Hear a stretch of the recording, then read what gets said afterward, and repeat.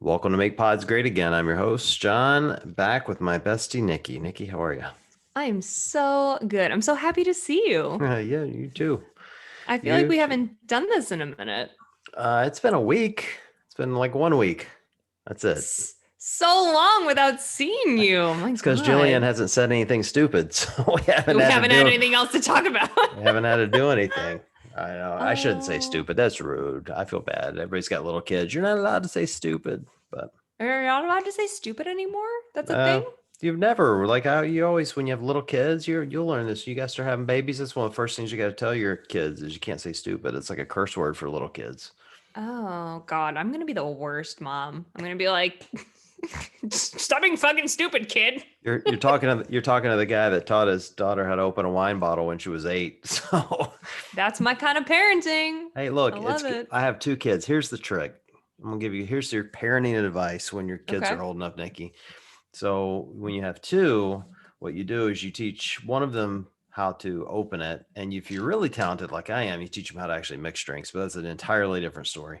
Hmm. You teach them how to open the wine bottle, but you teach them both how to pour with me Ooh. so far. Okay. So what you do is the first one pours you a glass and then they go off and play. And then you call the other kid. Now that kid thinks you're still in glass one because you're right. You're with me. Oh, So yes. you can get 4 to 6 glasses in before anybody starts counting your drinks. It's great. Yes, Ooh. it's God, awesome. this is next level. You've leveled up as a I dad have. I for have. sure. For sure. They're old enough. They're Unbelievable. old enough to count better now, though, so it doesn't work anymore. But Damn it. it works. When they're middle school and below. It's a great Got it. trick. Okay. Great trick. Cool. Great trick. So we're tonight we are taking questions from our Patreon group, and I guess you could call them followers, fans, friends, anything that starts with Yeah. an F. I don't know. Friends is my favorite. I honestly like when we first signed up for Patreon, I was like, no, I don't know. Like, who is gonna want to like talk to us and hang out with us? It seems silly. I was gonna say stupid, but did you see how I retracted You that? did. That was Because good. See, I'm you learn. learning. You're I'm good. Nice learning on the job. fly. Yep. But no, I actually ever since we started it over the summer, like I have loved our little Patreon community because it just, obviously we interact with people online and I love when people, tag us on Instagram that they're listening to the podcast and stuff like that. But I don't know, the Patreon community just feels like intimate and we get to have real conversations with them. We had a Zoom call with them. We should do that again because that was Yep. really fun. Agreed. And it's just a really neat group of people that you get to like deep dive with a little bit more than you normally could on like Instagram or Facebook or any of those other platforms. So we reached out to them and we asked for like just a little Q&A, like what questions do you have that we could answer. This was right before the Jillian Michaels episode. So there are a couple like Jillian Michaels follow up questions, but there's also just some like generic random stuff about us, the open coming up, CrossFit, life. You get it. Well, I'm here for it. I'm kind of choking. I took a sip of my drink and it went down the wrong pipe. So I don't have the Rona, Woo! but because I can smell it and it's very Isn't strong. But that like so 2020 when you're like, oh my oh, God, I just like swallowed spit down the wrong tube and now everyone's going to think I have the Rona? dude, but we've been talking about this all week. I would rather shit my pants than cough in public. I'm not Uh huh. kidding.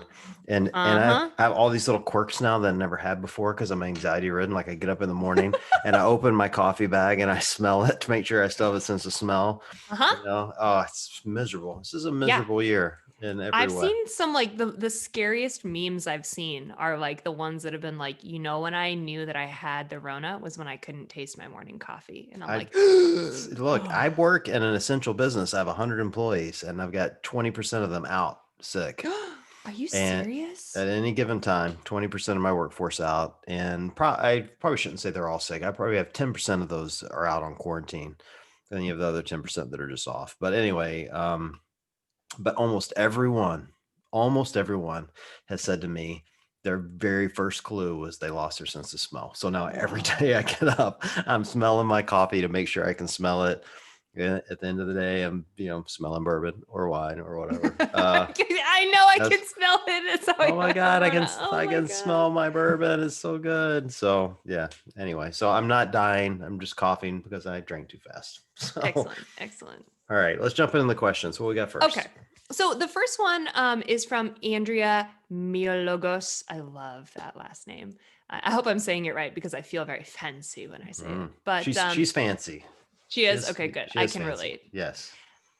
This is interesting, and I'm excited to hear your take on this. So, her question is, now that the topic of inclusion and diversity within our community has been brought to light, do you guys feel as though there's been any change yet? And who are some that you feel are leading the way and making a difference? Who are those that you feel aren't but should?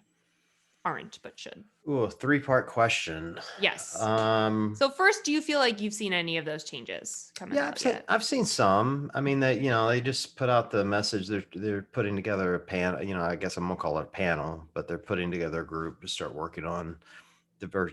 He's new guy Eric's calling it DEI, diversity, equity, and inclusion. I think that's the right order. It might be DIE. I forget which. I don't think it's I DIE hope because it's then not maybe DIE. it might be. I don't know. Did you guys hear from the die board yet? Yeah, did we hear from the board that's going to murk you? Anyway, but anyway, it's diversity, equity, and inclusion. And so, people could apply for that. You had to submit an application to be a part of it. And so they're looking for people within the community to do that. So that'll be interesting to see what comes from that. I saw the commercials during the games. I thought that was a good move. They got the scholarship program. So yeah, they've certainly started to make inroads in that. I think they've brought in some notable CrossFitters. I mean, we talked to Neil as part of Mhm. that group. Meredith Root, as part of that group. So I think there's, certainly some things they're trying to do. It's like, particularly in any corporation and a company, it's still a company, even though it's a community, it's still a company and it's very big, however many, what do we got? 13,000 affiliates, 15,000. Yeah, Um, it takes a while to like, it's like a freight train almost, like you got to stop it before you can move it, right. And so I'm sure that's part of it. So I'm cautiously optimistic to give them time to do the things they need to do to make notable change within the community.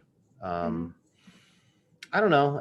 I view it as it's kind of a long, for me, it's a long-term conversation that needs to be had. I, I think it would be wrong to come in and say, all right, we're just going to, cut the head off and start over. I think there's so many great things going on in our community and so many great parts of the community and people within the community that, it's not like this is a shitty community and we got to fix it. I Right. think we just need to start bringing some things to light and start having a conversation. You know, I, I had a conversation with a guy the other day who was kind of lighting me up and mad at the world, I might add.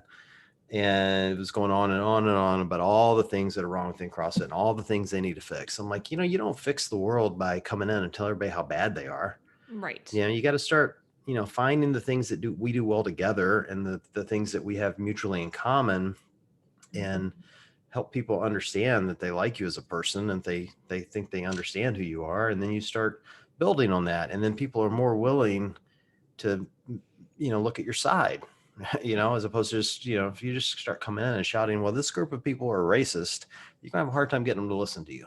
Totally. You are. So I'm cautiously optimistic that he's going to move down the right route and get the right things done. I would like to see, my hope is what we see is support for the affiliates. For me, that ultimately, that's what I would like to see.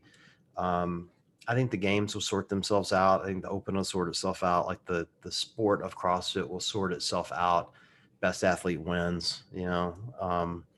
I would just like to see more support and training and development for the affiliates to understand how to be really inclusive, how to really understand what diversity looks like. Cause it's not just black and white and Asian and Right. whatever. There's so many facets of inclusion. And the more training we can give the affiliates, the better off. It's kind of that simple for me. Yeah, I love that. I love that idea of support for the affiliates on a like on a training and resource level. I also do think that really great change has been sparked and is on its way to, developing into full flame. It definitely takes time, and I'm willing to give CrossFit that time as long as we continue on this proper path, which so far looks like we are. What I would like to see is continued conversation almost on like the casual level, on like the daily level. You like, when when they're thinking about what to post on Instagram, like why not have it be a continuation of this ongoing conversation? It's not like you need to sit there and really think out a Black Lives Matter post. Like, how are we going to say it? And what are we going to do? I would really love just like casual conversation about like, hey, Black Lives Matter. This is still a thing. And let's talk about it in this way or in that way. Like, just make it a part of everyday life and everyday conversation, and it's so normal and it's not like a taboo thing and I got to figure out how to say it. It's like, no, like this is what we stand for. We believe in equal rights for everyone and I just want to talk about it, so let's like continue that conversation on a casual level. I would love for CrossFit as a brand and organization, and a lot of big brands and organizations that took a great stand earlier this year when we needed them to, and we saw things really, getting hot and heated with everything that was going on in this country. I want to see that conversation continue. When we don't wake up tomorrow and be like, "Oh, remember when Black Lives Matter was a thing?" Right. That we're constantly in it. Yeah, I'd be interested to see.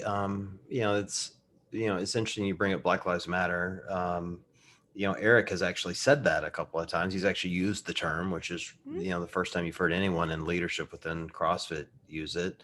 It is a kind of a political firestorm, if we're being honest, for anyone that's going to throw it out there. And I'm not taking a side either way. It's just I understand, like when you say it, you have a big group of people that are they going to start pushing back on the ideology of Black Lives Of Matter course, or yeah. whatever.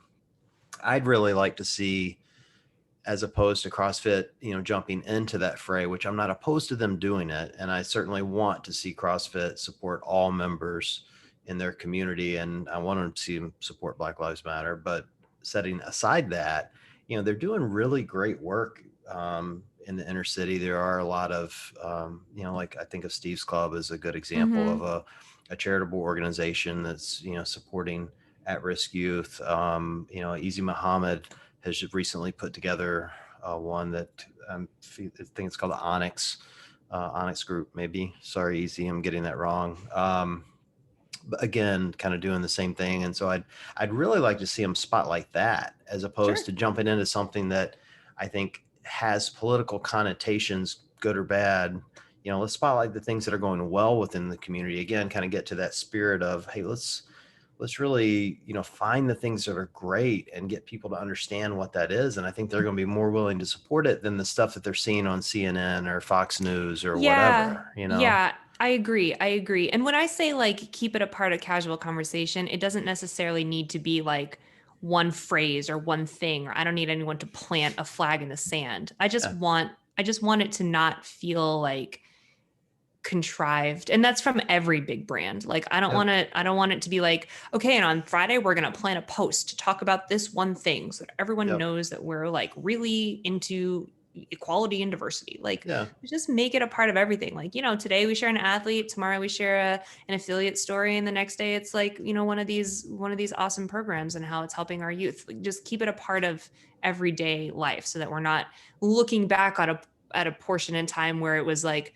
very much at the forefront of yep. conversation. It should always be at the forefront of conversation. Yeah, I do think they've done a great job recently. Eric's just brought to light they want to bring the adaptive group back into the games and Yeah. more into competitive. And so I think that's an example of like an inclusion piece where they're really going all in. And Mm-hmm. and so that's really cool to see. I think that's a good indication that this is on their radar and a spotlight. Yes. To answer the question of who are those that aren't doing anything but should, I'm not sure there's anybody to call out. I think I don't think so either. I mean, I could give a couple of names, but I don't think it's that they aren't. I think it's not on the radar yet. Follow me? Like, meaning like everybody has a role, everybody has a job, whether you're the director of the CrossFit Games or you're in media or you're us or whoever, like I don't think it's up to any of us to say, all right, so and so should do more than they're doing. I think everyone has a contribution and we should value that contribution. I feel like part of my contribution is inclusion, and that's why I go into it. I don't think I'm required to do that. I think it's the right thing to Mm-hmm. do for me. It's like it's where my kind of moral center is, but I certainly don't want to judge anybody else because that isn't where they want to put the focus of whether it's media or what they do within the CrossFit world. And I do think like as new guy Eric continues to shape the face of the company, that will come out. Meaning, like, Yeah. people are going to follow the leader. If he wants it to happen, it's going to happen. If he Yeah. doesn't, it won't. You know? Well, and I get that vibe from him. We think about who are the people who are leading the way and making a difference. It's like, I do feel like new guy Eric is at the top of that list for me because he's willing to sit down and have those conversations and Yeah. he's willing to be frank and he's just got a good handle on how to communicate those, sometimes tricky waters to navigate. And I like that for the figurehead of our sport. They're hard. It's hard to navigate when you think like we really just all come together to work out. We don't, Yeah. none of us came together to say, all right, we want to start attacking issues of whatever, Right. we just want to sweat and do stupid shit. Hmm. Yeah. But I appreciate the fact that, we also understand that our community at large isn't really a community. What makes us different than Jillian Michaels, for instance, is that we are a community. And part of that community is we all have differences, and understanding those differences is important. It makes us better as a community. So I appreciate the fact they're going after it. So it's good. Yeah. All right. Can I move on to the next question? Yeah, let's do it. Okay. This one's also from Andrea. It says, do you predict that new guy Eric will bring back regionals? Well, he's all but said he wants to change the competitive landscape. Whether that means regionals or not, I can't say. But he did say he'd like to see maybe another level past the Open, which I thought was really cool. So like, maybe it's just because he finishes high in the rankings, and he just wants to do more. So maybe it's total selfishness on his part. We'll have to ask him when and if we ever get him on. But I get that. It's like, for those that finish in the top 10%. Well, I mean, I would fall into that group. I typically I finish in the top 10% in my age group. So it would be kind of cool to say, all right, well, now that you're in the top 10%, let's take that top 10% and give them another week, or another 4 workouts or 3 workouts and see how they stack rank. Cause it'd be interesting to find out, that I also, though, I'm enough of a capitalist and a corporate shill, since I work for a corporation, to understand that's also a money play. So Yeah. and we do it, CrossFit does have investors now. So we'll see where that goes. And I think he mentioned they're exploring that. So I think it's Yeah. possible, Yeah. definitely possible. I've heard everyone from new guy Eric to Dave Castro talk about, the sentimental feeling you get when you talk about regionals and how we do need some sort of intermediary step. But I'm pretty sure Dave has said like flat out, we're not going back to regionals. So like the short answer is no. But the long answer is hopefully something kind of similar that we like the format of, that we can use as a better qualifier, because the Open, and we've talked about this a million times, this is every other CrossFit podcast, so I won't harp onto this much, but like the Open was never intended to be a direct qualifier for the games. That wasn't the point. Right. So putting something back in there, whether it be regional-esque or another online situation or a pathway through sanctionals, maybe, obviously would get us closer to who the appropriate athletes are for the CrossFit Games. I also think it's fair to say that no matter what they want to do, a lot of this next season is just going to depend on the Rona. It just is. Even if they wanted to do regionals again in the spring, it's like, well, probably not. Look, we're not going to be out of mask until the 4th quarter. I'm convinced. Like, I mean, that we're planning our business that way. I think banks are a pretty good indicator of what the market's going to look like, what the rest of the world's going to look like. Like, we're betting essentially, since we're, running the stock market, Right. on what the future looks like. And like, we're betting right now on our job, what first, second, third quarter looks like. And we're planning to be in masks. Mm-hmm. And that means you have very limited attendance probably for any outdoor events, and it'll certainly change the way we do it. It just kind of is what it is. So we'll see. Yeah. I hope it doesn't. I hope the shots work and everybody gets herd immunity and we're good to go. But totally. You never know. Totally. Yeah, it's gonna be a moving target. We're gonna have to figure out how to hit it, just like we did this year, and it shook out pretty darn good. Unless you were those like 2 athletes that had your invitations revoked. But for everyone else, for everybody else, it worked out pretty good. Yeah. Speaking of the Open, let's move into some Open questions. So here's a question from Sarah. She said, "What is your approach to the open? Is it just for fun or do you get competitive?" Oh, the answer to that is yes. Yes, I was just going to say that. I try to do it just for fun. I always get competitive. I do the same thing every year. This year, I'm going to do the same. I kind of toyed with the idea because this will be my first year in a new age group to actually RX it just to see how I would do. But I also have a pretty firm belief that scaling, I don't want to blow up my training for a competitive situation because I'm not a competitor. So Right. I'm gonna take a hard assessment of where I'm at physically when it happens in February and decide then. I'm pretty convinced I'll still scale. Um, I think if you don't have the opportunity to, go compete somewhere, you should really think long and hard about how many times you want to do those workouts and what you want to get out of it. I'm not judging anybody for RXing it or doing the workouts 3 or 4 times. That's their choice. If they're kind of their life's ambition is to do well in the open, knock yourself out, pal. Like it's your body. What do I care? But for me, I've got a 5 or 6 day a week training plan that I stick to pretty religiously. And what I don't want to do is go in and do Dave Castro's 10,000 muscle ups in a wad and find my shoulder blown up Yeah. and blow up my training. Like I just don't want to do it.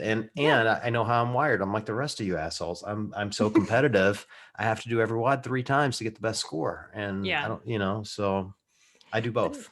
knowing yourself is the biggest part of how to approach the open. I Yep. think you know that about yourself. You know what tweaks your little injuries. You know how you are mentally and physically. Like all of that matters. Like I'm an RX athlete. I know that about myself. Scaling it would be not appropriate for my skill level unless it was ring muscle ups, in which case let's just not talk about it and I'm crying in the corner. Right. But like I know that about myself, and I've never had injuries stemming from this type of open workout. That doesn't blow up my training. Like my week is pretty much the same still. So like I don't have an excuse not to. And yet I approach it just for fun.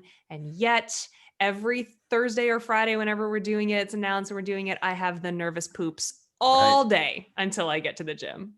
Like I tear myself up mentally and I don't know how to avoid it. I don't know how. Because One, I keep telling myself, like, it doesn't fucking matter. It doesn't matter. It's just you against you. And I know you want to do well, but it's not a big deal.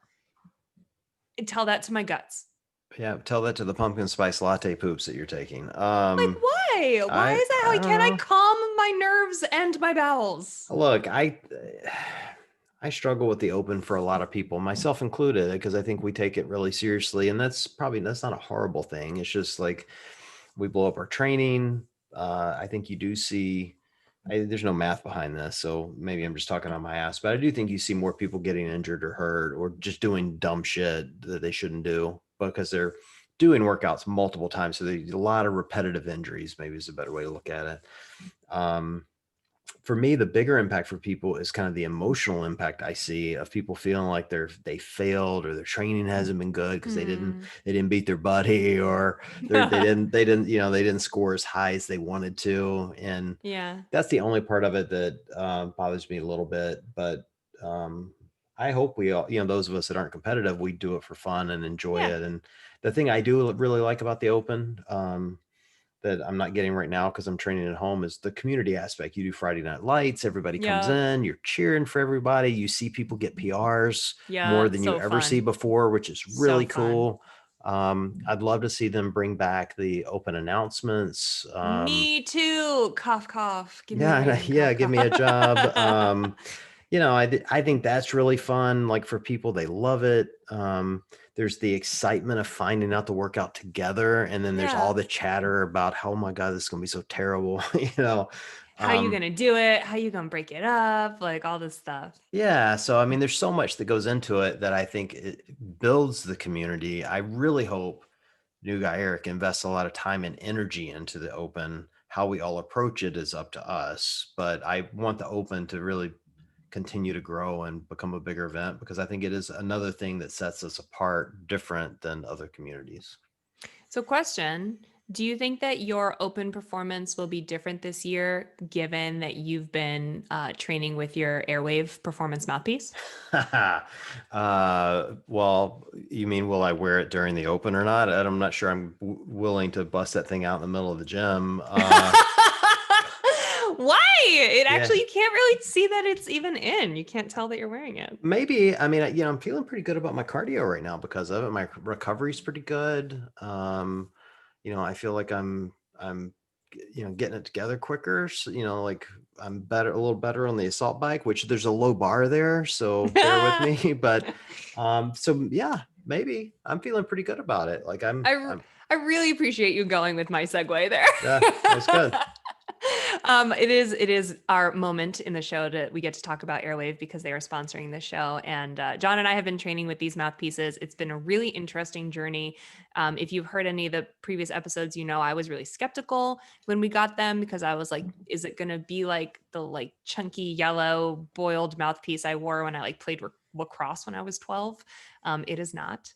And the more you wear it, the more used to it you get. And now I feel a little bit wonky if I don't put it in. If I'm gonna like do especially like a longer cardio piece, like maybe I sit on the bike for 20 or 30 minutes, which is terrible, but it happens, or go for a run when it's not like 20 degrees outside. It feels a little bizarre not having it. So you get really used to it, and it totally does help optimize your. Oh my god, I almost said air hole. That's the scientific term, Nikki. Oh Air my hole. god. Can you imagine? Yes. Cut this out of the show. Your air um, hole. no, when you put it in, it kind of like pushes your jaw forward just a tiny bit and it helps like optimize the position you would need to intake air. So that helps with endurance and performance and recovery and all the good stuff. Yes. I would like to say Sorry. for anyone else that decides to sponsor our podcast, I'd like everyone listening to know that Nikki is a consummate professional and air hole is the proper term. That's what I want them all to know. So go to airhole.com. No, don't type that into your Yeah. browser for God's sake. Yes, you're going to get some weird shit if you type in that, but it's airwave.com, Yes. AIRWAAV.com, and check it out. And it is good. I like it. So, and my air hole approves. So Okay. Oh my God. they're Gross. never I'm the sponsoring us worst. again. I'm All right. ever, never. You'll never Ever. hear him on the show again. All right. Here's a question from Daniel Dye. And I'm asking it because I truly don't understand or know the answer, but you will, John, because you're smart about these kinds of things. It says, good or bad, or if CrossFit became a publicly traded company? Oh, damn, that's a loaded question. Oh, shit. Really? Did I just open Well, Pandora's kind of box? like, I don't know. I think it's bad. Yeah, I work for a publicly traded company. I think anytime if I should, I don't know. You could look at it. There's a lot of different ways you could look at this. I'm going to give you the bad. The reason why I think it would be bad. When you get too many investors, you got the public investing, you got shareholders, board of directors, people you got to report to. They're looking for financial return on their investment. That's the bottom line for a publicly traded company, right? The people are going to give you money. They want to make money on what they gave you. That's all it is. It's real simple. And so now you have to figure out how you have to monetize. And there's a lot of different ways to do that. And often corporations don't make decisions that are in the best interest of, in this case, the members or even the affiliates. In order to do so, they're going to make decisions that are in best interest of the shareholders because those are the people they're, relying on. Now, the truth is, in the new format, we still have shareholders. There are investors. New guy Eric didn't just write a check for this out of his own pocket. There are investors in this company, and I think time will tell what kind of financial decisions or what the impact of those investors are. I mean, think about it. Let me give you like the really simple analogy, right? If you had X amount of money, you can go put that money into a savings account. And let's just say, most savings accounts right now are shitty. So they're paying less than 1%. Or you can put it in a CD and earn, 1 to 2.5%. Or you can put it in the market. And, like my 401k, like I'm shitty at investing. I'm not a financial advisor. I do something else in banking and it earns 10% without even blinking. Just with just my limited knowledge of the market, right? So if you're an investor giving money to somebody like new guy Eric, and an asshole like me can earn 10% in a 401k, how much money are you going to expect to make back? Right, right, right. More than 10%, right? Yeah. Like A you're going lot to more. maybe, I mean, you're going to expect a decent return on your investment. It may, I don't know if those percentages work, but you get my point. Like you're going to expect more than just what some average schmo like make what make what's great again can pay you, right? So he's going to have to make decisions to keep those people happy. Now it doesn't mean he's going to sell his soul to do that, and he's a damn smart guy, best I can tell. So I'm not super worried about that, but I think it will create significant changes for the company long term. When and if we ever get him on, I got a laundry list of questions for him, and Mm, like things I really want to know that impact everything from finances in a individual location to things CrossFit has done historically that don't work in a corporation. Will he change them? I'll give you a good example that we don't need to go down this rabbit hole, but a good one is Glassman, who was kind of a hippie and had a lot of great things about him, but I wouldn't say business was one of them. He would allow you to open a CrossFit across the street from another CrossFit. He didn't give a shit. He's like, hmm the strong will survive, right? Well, name another business that does that. They don't, and there's a reason they don't, because those businesses don't survive. They both die. mm. You don't see Chick-fil-A opening Chick-fil-A's across from each other, and those are franchise Of course, business. you pick Chick-fil-A. Yes, they have the Lord's waffle fries. They have the There it best is. product on the planet, and they don't open them across the street from each other. There's a reason why they don't do that. So, I think there is a point when CrossFit's going to have to say, all right, well, based on the number of people in this community, how many can we allow to open? Like I think Mm, that's a very real thing. And I do think it sounds like he's putting a lot of thought into how much that affiliate fee gets the affiliates, like what is the return on their investment. And so I think right. there are a lot of good things that come from this too. Publicly traded, I don't think is the way to go. I think the way they have it set up right now is probably okay. Um, but again, time will tell. I wouldn't take it public, but I'm also in retail banking. I'm not a financial advisor, so I'm sure there are other people that could argue with me, and you could debate this for hours, really, if you wanted to. But that's my humble banking experience. I'm so glad that we just let you talk because I'm like, I don't know, Daniel. I bet John will know. Let's just see what he has to say. I look, if when and if we get Eric on here, I have 100 questions down this rabbit hole for him. I would love to hear his opinion. He's a smart dude. Oh, Like, yeah. huge props to him. Like, I'm sure there are things I'll critique him on, but the ability to run a business is not one of them. And I'm truly curious about what some of the changes from a structure of how they hand out affiliates is going to be, and what that what it's going to cost an affiliate owner, and how they plan to generate more revenue, and all of those things. So it'll be interesting to see. I don't think you got to take it public for this company prints money. Yeah. You don't have to take it public to make more money. That's why you take companies public, is to make more money. Like you don't have to do that here. This is a company that will grow if it's done correctly. And so my heart tells me it will, but we'll see.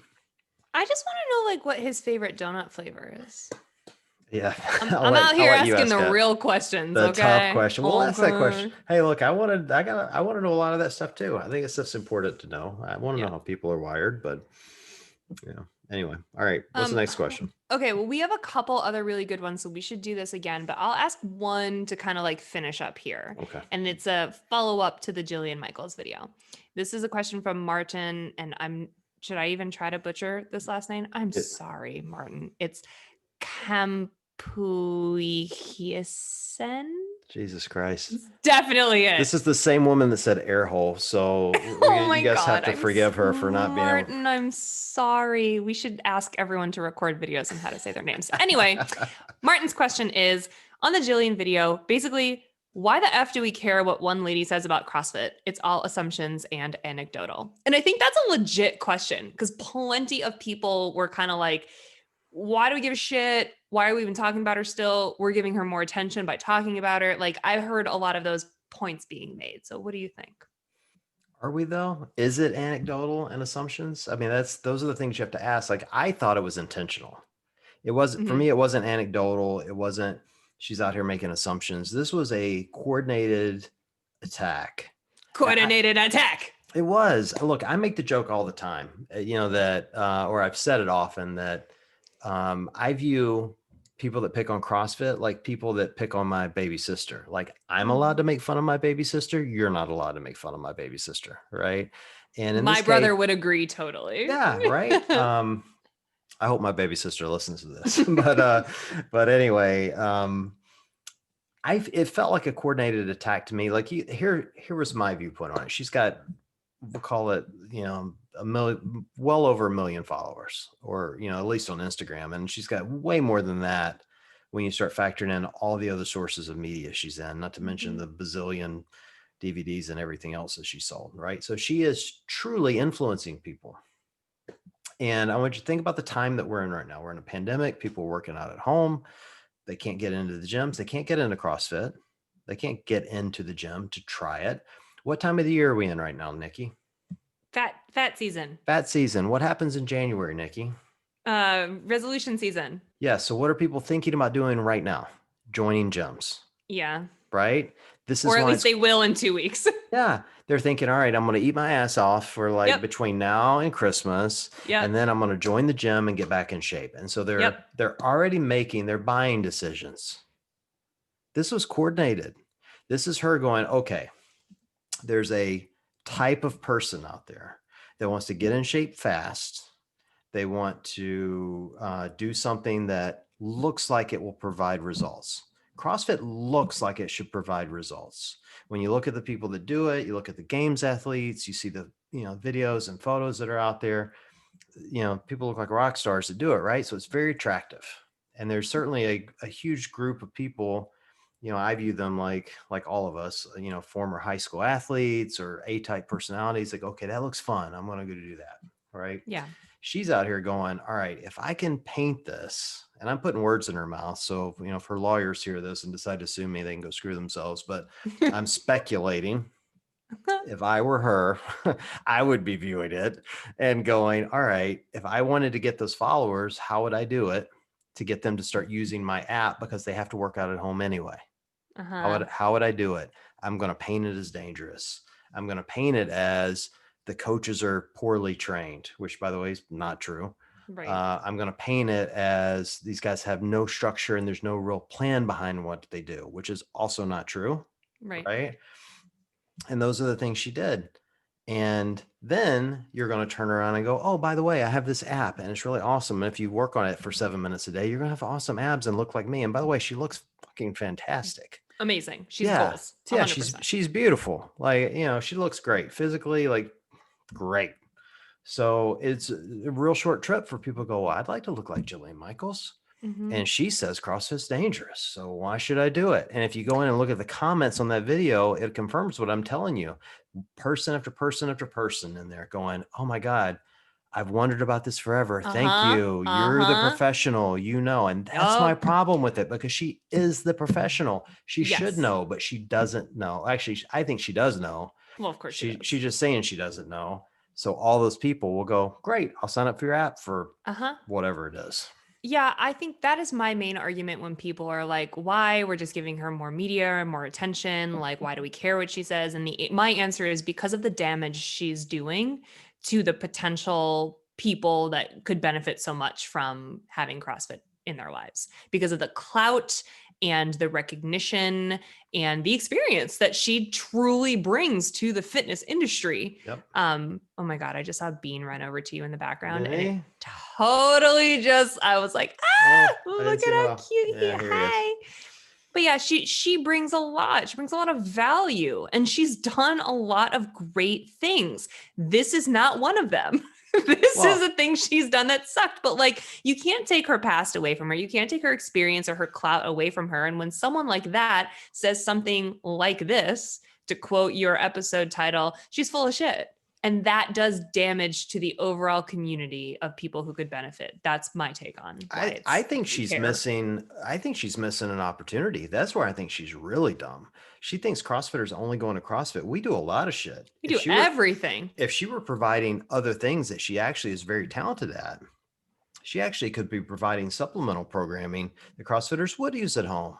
Mm-hmm. That we absolutely would use it, and think, Totally. if she were willing to, expound on her actual knowledge. Now, I will say she has like maybe she doesn't know, because I went out and did the WOD that she purported wrecked her, and it was. I did it today. I did Did it you? just this afternoon. How Yeah. was it? What were, You wiped the floor with me. yeah, but Didn't did you it do wreck? it in like under 5 minutes? Yeah, but did it wreck you? Oh no, it was fine. It's like a warm up, right? It's But like it took me 6 minutes. yeah, okay, it's a warm up, Nikki. Like Yeah. you could do it 2 or 3 times and you wouldn't be wrecked. Like that's the point. I actually did it before class and then I took, well, like at home class, but then I took class. Yeah, that's why I care.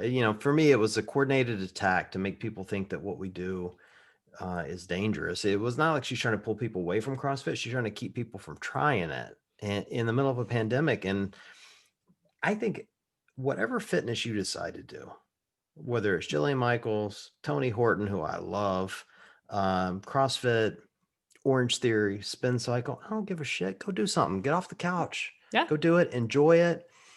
Be a part of that community. Love it. You know, But don't um, shit on other programs. yeah, I don't care what they do. I heard, look, a lot of her stuff's really good. A lot of it's dumb, but a I lot of know. what we do is dumb. Totally. You know, Totally. I did a We're workout in not my out here house. throwing the first stone though. Yeah, So, look, I did a workout at home today. And when I was done, I was like, okay, that was stupid. Like, looking back yeah. on it, it was just poorly programmed, and that happens. And, she's got a lot of experience. I'd just like to see her, um, you know, just leave us alone. That would be fine. But Leave CrossFit we alone. did make her employee of the month, though, for We her contribution to did. make pods great again. And our last episode being the highest rated thing we've ever done. So thank you, Jillian Michaels, I was for, really hoping that I would be employee of the month this month, but okay. you'll likely be the next one, but we'll see. Okay, great. We shall see. Well, we have a bunch of other great questions, but I know we're running short on time, so we should do this again. If you want the opportunity to weigh in on these questions, join us over on our Patreon. We would love to have you. We publish things early. We do some special Patreon only content. We send stickers out. It's fun. It's a good time. It's a good time. All the good stuff. And the Beans Yeah. Besties t-shirts. So Yeah. those are good too. All right. Well, it's been fun. Next time we'll spend more time talking about your Cracker Barrel trip. But if you guys can go back and listen to the last episode, she did talk about it, but I want more details on Cracker Barrel at a later date. So. I have so many new recommendations on how to try grits, and I feel like an idiot for not knowing that in the beginning. We'll do some grit talk next time. Sounds all right. Good. Well, good seeing you, Nikki. For everybody listening, we appreciate you guys joining us tonight, and we will chat with you guys soon.